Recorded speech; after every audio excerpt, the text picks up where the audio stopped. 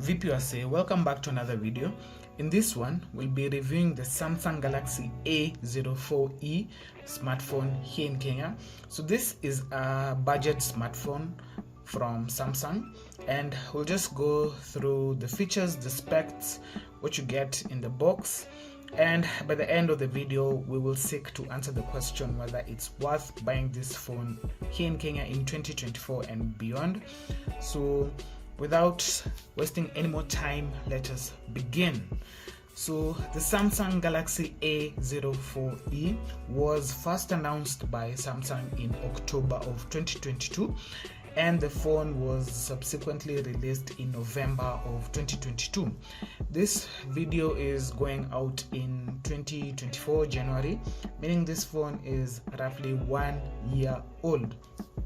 So I have the phone in front of me, and I'll just quickly show you guys what comes in the box. So I've already opened it, there's nothing else here inside, and this is the actual phone.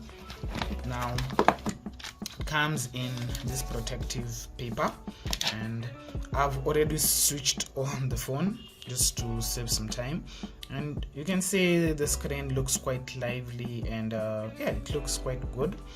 Now aside from that, you also get this instruction manual from Samsung. So here you just have some paperwork and just a quick start guide from Samsung, and yeah, there's nothing else that comes in the box. And here you get a charger as well as a cable, the charging cable, and you also have this small tool here for removing ejecting the SIM card tray. So I'll just put this one here. Let's just put this one aside and remain with the phone.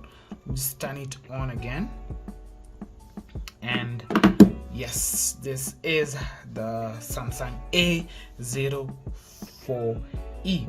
Now in terms of specifications, the screen is a 6.5-inch screen, which looks quite lively and dynamic. In terms of the resolution, it's 720 by 1600 pixels, and the phone comes with a plastic frame as well as a plastic back. So if you want a glass back, that one is reserved for flagship phones.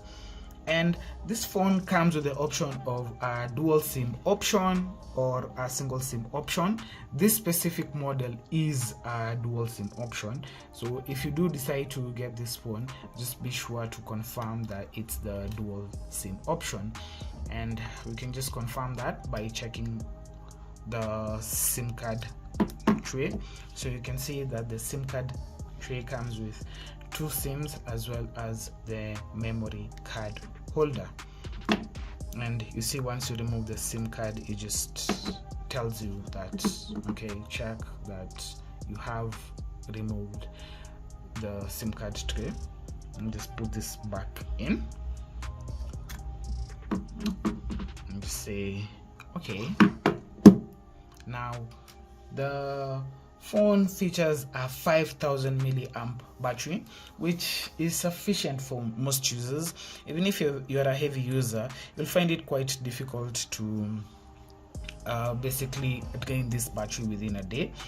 And in terms of the chipset, this phone comes with a MediaTek Helio P35 chipset, which I'm not a big fan of. Personally, I prefer Snapdragon processors, but if your budget is below 20,000 here in Kenya, chances are you'll be using a phone that uses a MediaTek processor.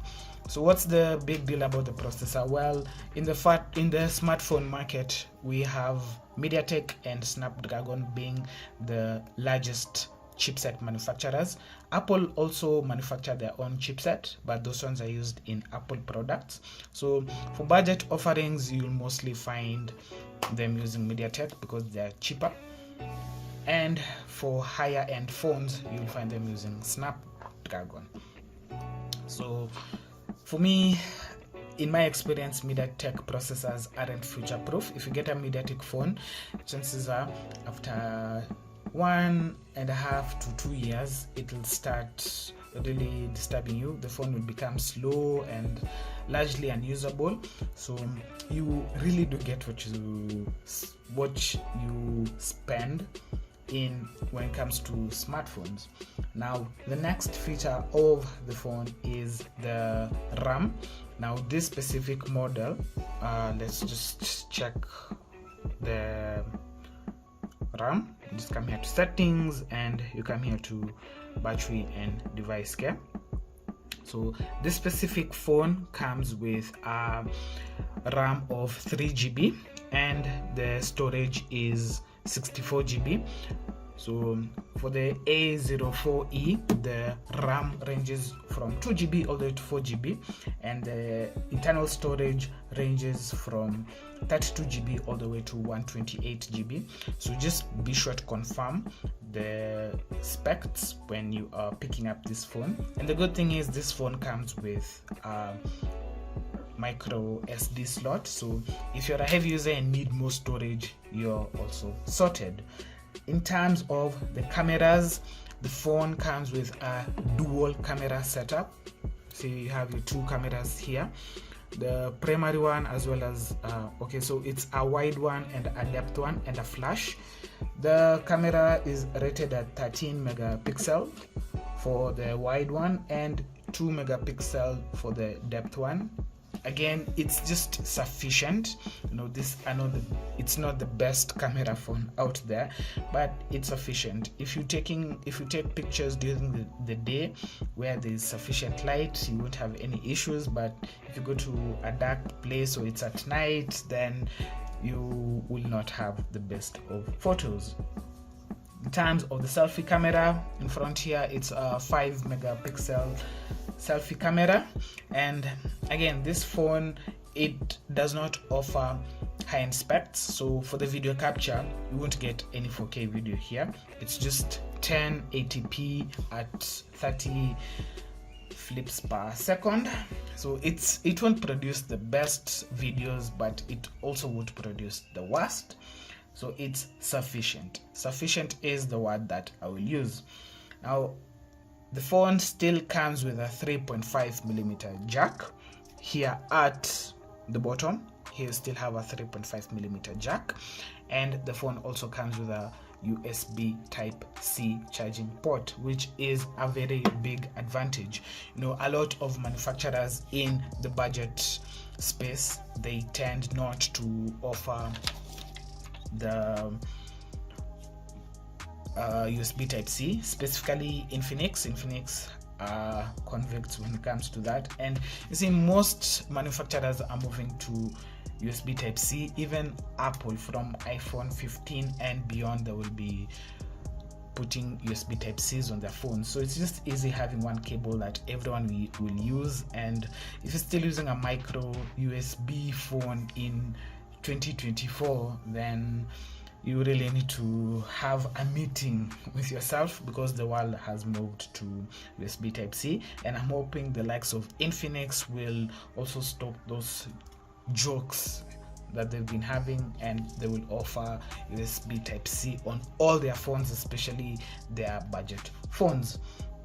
Now, aside from those features we've mentioned already, the phone uses the Samsung One UI interface, which is quite easy to use, and overall the phone is quite smooth. You know, don't expect flagship type of performance, because again, this phone is a budget phone. It is priced at 16,000 Kenya shillings as of January 2024, so it's quite competitively priced. And now I'll just quickly go now over the pros of the phones. Now, one big pro of the phone is that it comes with a large battery, as we have already discussed, the 5000 milliamp hour battery, and it also has USB Type-C as well as a 3.5mm jack. You know, there are people with way more expensive phones who do not have the 3.5mm jack. Personally, I prefer not using the 3.5mm jack. I prefer the wireless earphones, but you know, it's good to have the option of the jack, you know, just in case you don't have the wireless earphones, or in case they run out of battery, you know, you can just easily still continue listening to music by using the 3.5mm jack. But again, manufacturers are becoming a bit greedy by not offering that port, and they want you to buy their wireless earphones, which are usually not cheap. And we'll do a review of some wireless earphones on the channel, so be sure to subscribe for that. Now, in terms of the cons, aside from the chipset, which is MediaTek, and I have discussed this in quite a lot of detail, and you know, this is not restricted to this phone alone. Also, other manufacturers in this price range, they won't give you a premium chipset. They will also try and cut costs by using a MediaTek chipset, so that's not a deal breaker. And the last disadvantage of this phone is that it does not have a fingerprint sensor at the back or under the display. None. So for some people, that's not a big deal. You know, you can still use the screen unlock pattern. It also has face recognition if you prefer using that.